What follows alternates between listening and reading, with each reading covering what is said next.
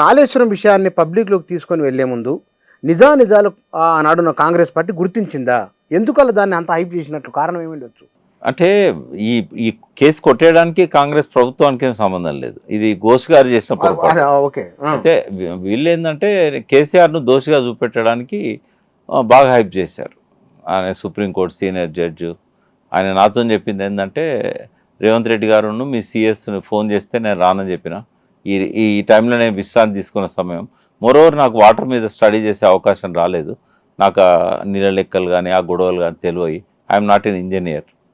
మా తాత తరాల నుంచి కూడా అన్ని 5 తరాలుగా మేము జడ్జీలమే. వ్యక్తి చాలా మంచోడు. ఆయన వెనకట వాళ్ళ ముత్తాత తాత బ్రిటిష్ గవర్నమెంట్లో మొట్టమొదటి జడ్జి భారతదేశంలో. ఒక ఇండియన్ బ్రిటిష్ వాళ్ళు జడ్జి ఇవ్వడం అనేది ఫస్ట్ వీళ్ళ ముత్తాత. అయితే అట్లా చెప్పుకుంటూ వచ్చిండు నాతోని. నేను ఇట్లా చేస్తాను అనుకోలేదు. కానీ ఏంటంటే ఆయనకు తెలియదు కాబట్టి ఎవరో ఇంజనీర్తో రాయించిండు. సరే చూడకుండా సంతకం పెట్టిండు, అది అట్లా వచ్చేసింది. అది అధ్యయనం చేయలేదు ఆయన. వీళ్ళు ఇప్పుడు వర్తమానంలో లేదా భవిష్యత్తులో కాళేశ్వరం పైన ఏం జరగవచ్చు? ఇప్పుడు సిబిఐ ఎంక్వైరీ ఒకవేళ పీసీ ఘోష్ నివేదిక ఆధారంగానే లెటర్ ఇచ్చారనుకోండి, అది కొట్టేస్తారు. ఆ లెటర్ కూడా నడవది. ఒకవేళ ఎన్డీఎస్ఏ దాని మీద లెటర్ ఇచ్చింది అనుకోండి, సిబిఐ ఎంక్వైరీ జరుగుతుంది. అంతేగాని ఏముండదు. కానీ ఒక నైతిక విజయం కేసీఆర్కి ఏంటంటే, కూలిపోయింది ఆర్కియాలజీలో పెట్టాలని కోదండరామ్ లాంటి వాళ్ళు, కూనంనేని సాంబశివరావు లాంటి వాళ్ళు మాట్లాడిన మాటలు ఇవాళ రేవంత్ రెడ్డి తప్పు చేశాడు. ఏంటంటే ఇది రిపేర్ చేస్తున్నాము అన్నాడు. అంటే వాళ్ళ మాటల మీదనే వాళ్ళు కాంట్రాడిక్ట్ చేసుకున్నారు, వ్యతిరేకించుకున్నారు. ఇది గొప్ప విజయం కేసీఆర్కు. ఎందుకంటే మరి కూలేశ్వరం ఆర్కియాలజీ మ్యూజియంలో పెట్టాలి, ఇది అక్కర రాదు, 1,00,000 కోట్లు గంగల పోసిండు అని ఇట్లాంటి పిచ్చి పిచ్చి మాటలు మాట్లాడిన వాళ్ళు ఇప్పుడు ఎందుకు రిపేర్ చేస్తున్నారు? రిపేర్ చేయమని మీలాంటి వాళ్ళే కదా అడిగింది. రిపేర్ చేయమని అడిగినాం, కరెక్ట్. ఎన్డీఎస్ఏ కూడా చెప్పింది, విజిలెన్స్ కమిటీ చెప్పింది, ఈ ఘోష్ కూడా చెప్పిండు రిపేర్ చేయమని. కానీ కూలేశ్వరం అన్నాడు కదా, ఇక అది పనికి రాదన్నాడు కదా, గంగల పోసిండు అన్నాడు కదా. అంటే ఇప్పుడు ఆయన మాటలను ఆయన వెనక్కి తీసుకొని కట్టమని చెప్తున్నాడు. అంటే అది నైతిక విజయం కేసీఆర్కి, టీఆర్ఎస్కి. రెండవది ఏంటంటే, ఎప్పటికైనా అది గుర్తించాల్సిన వాస్తవం. నేను కూడా మొదటి నుంచి చెప్పుకుంటూ వచ్చిన, కూనంనేని కూడా ఒక ఆట ఆడుకున్నాను నేను. ఈ పనికిరాదు మ్యూజియంలో పెట్టాలంటే నీ పార్టీ స్టాండా, నీ స్టాండా, ఆంధ్రోని తీసుకొచ్చి ఇక్కడ అధ్యక్షుని చేస్తే గిట్లనే అయిద్దని చెప్పి పెడితే మళ్ళీ పార్టీ నాయకులు నాకు ఫోన్ చేసి ఇక మామూలు వదిలేయమని చెప్పి రిక్వెస్ట్ చేశారు. అంటే అర్థం పర్థం లేకుండా మాట్లాడిన ఎవడు పడితే వాడు. కోదండరామ్ ఇంత తెలంగాణ కోసం కష్టపడ్డాడు. అదే కింద నుంచి పైనుంచి నీళ్ళు వస్తాయి కానీ కింద నుంచి ఎత్తిపోతారా? అంటే ఆంధ్ర వాళ్ళు ఏదైతే అన్నారో నీరు పళ్ళ మెరుగు నిజం దేవుడేరు కానీ అదే గొంతు అప్పుడు వాళ్ళు అన్నది. మరి తెలంగాణ ఎందుకు తెచ్చుకోవాలి అటువంటిప్పుడు? ఇప్పుడు నీళ్ళు లేవని ఇస్తలేరని కదా. 7 బ్యారేజీలు కేసీఆర్ 3 ఏళ్ళలో కట్టిండు 7 బ్యారేజీలు. సదర్ మాటు, దాని తర్వాత సగంలో ఉన్న ఎల్లంపల్లిని కంప్లీట్ చేసిండు తలుపులు పెట్టి. దాని తర్వాత సుందిల్లా, అన్నారం, మేడిగడ్డ, దాని కింద సమ్మక్క, దాని కింద సీతారామ సగంలో వదిలేసిండు. ఎందుకంటే గవర్నమెంట్ పోయింది. 7 బ్యారేజీలను 3 ఏళ్లలో కట్టిండు. 57 ఏళ్లలో ఒక్క బ్యారేజీ కట్టలేదు వాళ్ళు. ఎందుకంటే గలగల గోదావరి తరలిపోతుండాలి, డెల్టా భూములకు నీళ్ళు ఇవ్వాలి. వాళ్ళు అదే అన్నది, వేగంగా పనులు చేయడం వలన నాణ్యత ప్రమాణాలు పట్టించుకోవడం లేదు, అందువల్ల అది కూలిందని అప్పట్లో అన్నమాట. మా డ్రైవర్ కార్ నడుపుతూ ఉంటాడు, 28 ఏళ్ళ నుంచి ఆయనే ఉన్నాడు. నేను ఎంత తొందరనది బుచ్చన్నకు నేను 45 నిమిషాలు వస్తానని చెప్పినా కూడా ఆయన పద్ధతిలో ఆయన నడుపుకుంటూ వచ్చిండు. కానీ నేను చెప్పినందుకు ఆయన తొక్కలేదు ఎక్సిలేటర్. ఓకే, ఎలాంటి వాళ్ళు అంతే. ఈ ప్రపంచంలో ట్రంప్ వచ్చి చెప్పినా కూడా వాళ్ళ దగ్గర 2 గొప్పతనాలు ఉన్నాయి. స్టాండర్డ్ విషయంలో కాంప్రమైజ్ కారు, రెండవది లంచం ఇయ్యరు ఎవరికి. సీఎంకి ఇవ్వరు, అక్కడ ఇరిగేషన్ మినిస్టర్కి ఇవ్వరు, ఈఎన్సీకి ఇవ్వరు, సైట్ ఇంజనీర్కి ఇవ్వరు, ఆఖరికి సూపర్వైజర్ కూడా ఇవ్వరు. ఈ రెండు, ఇదొకటే కాదు, ఎల్ఎన్టీకి ఉన్న పేరు ఇది. నాణ్యతలో కాంప్రమైజ్ గారు, ఎవరికి లంచాలు ఇయ్యారు ఇప్పుడు కూడా. అందుకే కదా వాళ్ళతో గొడవ రేవంత్ రెడ్డికి. మెట్రో ఎందుకు వెనక్కి పోయింది? ఈయన బాగా సతాయిస్తూ ఉంటే మెట్రో కూడా మీరే తీసుకోండి అని చెప్పి వెనక ఇచ్చేసాం. ఇంకా వాళ్ళకి 1,400 కోట్లు ఇవ్వాలి ఆయన. అంటే నేనేమంటున్నా అంటే, ఎవరి మీద ఆరోపణ చేయొచ్చు కానీ ఎల్ఎన్టీ మీద ఆరోపణ చేయరాదు. రెండోది తొందరపడలే. నేనే ఐ విట్నెస్ ఏంటి ఘోష్ గారికి కూడా చెప్పా నన్ను ఎంక్వైరీ చేసినప్పుడు. ఏంటంటే జనవరి 1, 2019 కేసీఆర్ రెండోసారి ముఖ్యమంత్రి అయిన తర్వాత మొట్టమొదటిసారి మేడిగడ్డ విజిట్. 1 జనవరి శుభాకాంక్షలు చెప్పాలి కదా ఆయనకు. సరే హైదరాబాద్లో ఉంటలేడు కదా, మేడిగడ్డ పోతాడు కదా, నాకు ఇన్విటేషన్ లేదు, నేను చైర్మన్ హైదరాబాద్ లేదు. ఆయన నేను పోయినా హెలికాప్టర్లో దిగిండ్లు జోషి గారు సిఎస్, జోషి గారు, కేసీఆర్ గారు, మహేందర్ రెడ్డి గారు అప్పుడు డీజీపీ వచ్చినాక నన్ను ఆపరు కదా చైర్మన్ కాబట్టి అందరిని ఆపిన్లు. మేము 10 మంది మీ కేసీఆర్ గారితో అక్కడ లోకల్ ఎమ్మెల్యేస్ వాళ్ళు మధు ఓడిపోయినట్టున్నాడు శ్రీధర్ బాబు అప్పుడు. సో అందరం కలిసి పోయినాం వాడికి సైట్కు. మేడిగడ్డ ఇట్లా కనబడతా ఉంది, వ్యూ పాయింట్ అని పెట్టారు, ఒక గుడిసేసిండ్రు. మేడిగడ్డ ఇట్లా కనబడుతుంది, ఆడ మ్యాప్ పెట్టిండ్రు. ఆ మ్యాప్ ఎక్స్ప్లెయిన్ చేసేది ఎవరు? ఎల్ఎన్టీ చీఫ్ సుబ్రహ్మణ్యం గారు ఎక్స్ప్లెయిన్ చేస్తున్నాడు. మెగా కృష్ణారెడ్డి కూడా ఉన్నాడు అలా. అయితే ఆయన పరిచయం చేసుకున్నాడు నన్ను, కృష్ణారెడ్డి గారిని.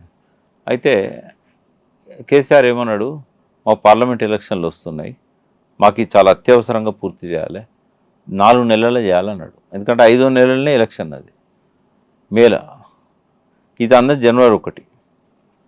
ముఖం మీద అన్నాడు Subrahmanyam, sorry sir, it won't complete, we can't do it, minimum it may take 6 months అని చెప్పి. 6 నెలల లోపల ఒక రోజు ముందు కూడా మేము మీకు ఇవ్వలేమని చెప్పిండు ముఖం మీద. షాక్ అండి ఆయన. ట్రై చేయండి అన్నాడు. సార్ మా దానిలో ట్రై ఉండదు, మేము ఒక డేట్ పెట్టుకున్నామంటే ఆ డేట్ లోపల చేసిస్తాం, చూడండి మీరు ఎంత వర్క్ ఉన్నదో మీకు కనబడతా ఉంది కదా అని ఇట్లా చూపెట్టాడు ఫిజికల్గా. కనీసం 1 నెలన్న ముందు ఇయ్యరా అన్నాడు. నేను ఇయ్యనన్నాడు. నేను సాక్షి, నాతో పాటు ఇంకా 10 మంది సాక్షులు అక్కడ. అంత ఖచ్చితంగా ఉంటారు వాళ్ళు. నేను తర్వాత సుబ్రహ్మణ్యం గారికి అప్రిషియేట్ కూడా చేశాను. ముఖ్యమంత్రి ముందు మీరు కమిట్ కాకుండా మంచిగా స్ట్రాంగ్గా చెప్పారు, కంగ్రాచులేషన్స్ అని చెప్పి నేను ఆయన విజిటింగ్ కార్డు ఇస్తే ఫోన్ చేసి చెప్పాను ఆయనకి. అంటే that is the ethics of L and T అని చెప్పాడు ఆయన. మేము ఎవరికి లొంగే మనుషులం కాదండి, కావాలంటే మీరు ఎవరికన్నా ఇచ్చుకోండి అని చెప్పి వదిలేసిపోతాం అని చెప్పారు. వాళ్ళ మీద ఎప్పుడు కూడా ఆరోపణలు లేవు, ఎక్కడ ఫెయిల్యూర్ హిస్టరీ లేదు వాళ్ళకి. ఇక్కడ మనం తుమ్మిడేటి దగ్గరికి వెళ్తామని చెప్తారు కదా వీళ్ళు. వెళ్ళని అండి, నేను చెప్తున్నా కదా, తుమ్మిడట్టి బ్యారేజే కనుక నిర్మాణం జరిగితే నా లైఫ్ టైంలో ఏ రోజు జరిగితే ఆ రోజు నేను ఈ దేశం వదిలిపెట్టి మళ్ళీ నా ఆఖరి శ్వాస వరకు కూడా నేను ఇక్కడికి రాను. ఎందుకు అంత? నేను చెప్తున్నా కదా సాధ్యం కాదు అన్న. 42 మీటర్లకి సాధ్యం కాదు అది. ఎందుకు కాదంటే అది స్క్యూ అనే పద్ధతిలో కట్టాలి. ప్రపంచంలో ఇప్పటివరకు ఎక్కడ కట్టలేదు, స్క్యూ అనే పద్ధతిలో కట్టాలి. ఒకవేళ ఇప్పుడు ఎవరైనా కొత్త ఇంజనీర్ బయలుదేరి స్టార్టప్ కంపెనీ పెట్టి స్క్యూ పద్ధతిలో కట్టడానికి ఆయన ఒక ప్రొసీజర్ ఇచ్చినా కూడా ఆడ సాధ్యం కాదు. ఎందుకు పద్ధతి అంటే అది ఇప్పుడు ఎప్పుడు కూడా ఇట్లా నీళ్ళు వస్తా ఉంటే ఇట్లా ఆనకట్ట అడ్డం కడతారు, ఇట్లా నీళ్ళు వస్తాను. ఆడ ఇట్లుంది, ఇట్లున్నప్పుడు ఇట్లా కట్టాలి. బ్యారేజ్లు అట్లా ఉండవు. ఎక్కడన్నా చూసినా మీరు వి షేప్ లో బ్యారేజ్ చూసిన వై షేప్ త్రిభుజం కట్టడానికి సాధ్యమే కాదు. రెండవది ఫడ్నవీసే కదా అక్కడ ముఖ్యమంత్రి. ఆయన ఆ రోజు చెప్పిండు కేసీఆర్కు, నేను దీని మీద కొట్లాడే ఎమ్మెల్యే అయ్యి నేను గెలిచిన ముఖ్యమంత్రి అయినా, దీని మీద జైలు పోయిన, నేను దీని మీద ఎన్నో రోజులు అక్కడ ధర్నా చేసినాం, నేను ఎట్లా ఒప్పుకుంటా అనుకున్నారు మీరు అన్నాడు. విద్యాసాగర్ రావు అడిగితేనే, గవర్నర్గా ఉన్న విద్యాసాగర్ రావు రాజ్భవన్కు పిలిపించి అడిగిండు ఫడ్నవీస్ని, ఇది మాకు చాలా అవసరమయ్యా, కేసీఆర్ వచ్చిండు, ఆయన బర్త్డే కానుకగా నువ్వు కమిట్గా ఒప్పుకోలే, అస్సలు ఒప్పుకోలే, తగ్గించుకోండి అని చెప్పాడు. ఎంత తగ్గాలంటే ఇంజనీర్లు చెప్తారని చెప్పిండు. ఇంజనీర్లు ఏమన్నారు, 148 మీటర్స్లో కట్టమన్నారు. 148లో కడితే మనకు 44 టీఎంసీలో వస్తాయి. మనం 152 అడిగినాం కదా, 160 టీఎంసీ ఆడ అవైలబుల్ ఉన్నది. అయితే అప్పుడు ఉన్నది అవైలబుల్ 160 అనేది చెప్పింది సిడబ్ల్యూసి కూడా. కానీ అలా మనం వాడుకోవడానికి ఉన్నాయి 102. ఎందుకంటే అవతల 58 టీఎంసీలో ఎంతో 60 టీఎంసీలో వాళ్ళకు అంటే ఇప్పటిదాకా అన్ట్యాప్డ్ వాటర్ హక్కులు వాళ్ళకే ఉన్నాయి. ఇవాళ కాకపోతే రేపు కట్టుకుంటారు. కట్టుకున్నప్పుడు అయితే 60 టీఎంసీలు పోతాయి కదా. ఇక 102లో 30% దాకా పర్యావరణ జలాలు వదలాలి నదిలో. ఎందుకంటే మనం ఒక్కరి కోసమే కదా నది, 84 లక్షల జీవరాశులు, బయోడైవర్సిటీ, వాటన్నిటికి ఫ్లోరా అండ్ ఫానా, వాటన్నిటికి కలిపి వదలాలి మనం. తర్వాత ఎత్తిపోసుకోవడానికి ఆడ రిజర్వాయర్ సైజ్ తగ్గుతున్నది. 5.6 ఉండాల్సింది 5.6 టీఎంసీల నీటి నిల్వ సామర్థ్యం. అంటే హుస్సేన్ సాగర్తో 3 రెట్లు ఉండాలి, 4 రెట్లు, 4 రెట్లు ఉండాల్సింది 1.8కి వచ్చింది. 1.8 అంటే జస్ట్ హుస్సేన్ సాగర్ అంతా. అది అందులో పడ్డట్టు పోతూనే ఉంటాయి. నువ్వు ఎత్తిపోసుకోవాలంటే కూడా వీళ్ళు ఏమంటారు, కోదండరాము కానీ ఆ నయనాల గోవర్ధన్ ఈ కోదండరాము థియరీ డెవలప్ చేశారు. 152లో కాలువలనే కదా డీప్ కట్ చేసి ఇంకా 4 మీటర్లు 12 ఫీట్లు లోతు తవ్వి ఎత్తిపోసుకోకుండా నీళ్ళని డైరెక్ట్ తీసుకురావచ్చు కదా అనేది ఒకటి తీసుకొచ్చిండ్రు. అట్లా తీసుకొస్తే ఇంకో టీఎంసీ ఎక్కువ వస్తాయి కావచ్చు. కానీ అట్లా తీసుకొచ్చినా కూడా మళ్ళీ 2 లిఫ్ట్లు అయితే పెట్టాలి కదా. అయితే 44 టీఎంసీలో మనకు దొరికేది. అట్లా కనుక డీప్ కట్ తీస్తే ఒక 60-65 టీఎంసీలు దొరుకుతాయి అనుకుందాం, కొంత నదులు వదలాలి కాబట్టి. ఇవన్నీ కూడా 3 నెలలనే వస్తాయి. మరి అవన్నీ ఎత్తిపోసుకోవాలంటే ఇంకా 2 లిఫ్ట్లు ఉన్నాయి ఆడ ఆల్రెడీ. సింగరేణి వాళ్ళు చాలామంది ఎక్కడ పొరపాటు చేస్తారంటే గ్రావిటీతో డైరెక్ట్ వస్తాయి కదా అంటారు ఎల్లంపల్లికి, ఎక్కడ తుమ్మిడిహట్ నుంచి. సో 152 ఎత్తులో అది ఉన్నది, 143, 144లో మన ఇక్కడ గోదావరి ఉంటుంది. అంటే అక్కడ నుంచి సాఫ్గా వస్తాయి కదా, అది ఎత్తు మీద ఉన్నది కదా తుమ్మిడిహట్టి.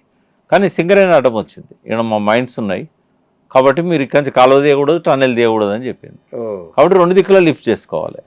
అంత చేసినా కూడా ఆయన ప్రాణహిత చెవెళ్ళ ఏదైతే 160 టీఎంసీలు అన్నాడో అవి దొరకట్లేదు. కేసీఆర్ ఏమో అదనంగా సింగూరు, నిజాం సాగర్, శ్రీరామ్ సాగర్, తర్వాత అప్పర్ మానేరు ఇవన్నీ దాని కింద తీసుకొచ్చిండు. ఎందుకంటే నీళ్ళు వస్తలేవు పైనుంచి. ఆడ రెడీ ఆయకట్టు ఉన్నది, అంత సిస్టమ్ అంతా రెడీగా ఉన్నది, నీళ్ళు వస్తే పోతాయి పొలాలకు. అందుకని ఏం చేసిండు, ఆ ఆయకట్టు కూడా 18,75,000 దీనికి కలిపిండు.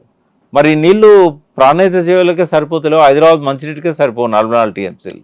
ఎన్ రూట్లో ఉన్న గ్రామాలు హైదరాబాద్ గ్రామాలకు కలిపే 40 టీఎంసీల పైన కావాలి, పరిశ్రమలకు కూడా కావాలి, ఎన్టీపీసీ అట్లాంటి వాటికి కూడా కావాలి. దాంతోపాటు ఎల్లంపల్లిలో ఉన్న సపరేట్ ఆయకట్టు శ్రీధర్బాబు వాళ్ళ మంత్రిని తీసుకుపోతున్నాడు, దాని పేరే శ్రీపాద్ ఎల్లంపల్లి. మరి వాళ్ళ నోట్లో మట్టి కట్టలేం కదా. ఇదంతా అర్థం కాదు వీళ్ళకి. ఏంటంటే ఎద్దెగిరిందంటే గద్దెగిరిందంటే ఎద్దెగిరింది అంటారు. కోదండరాం మంచోడు కానీ ఆయనకు ఇరిగేషన్ మీద అవగాహన లేదు.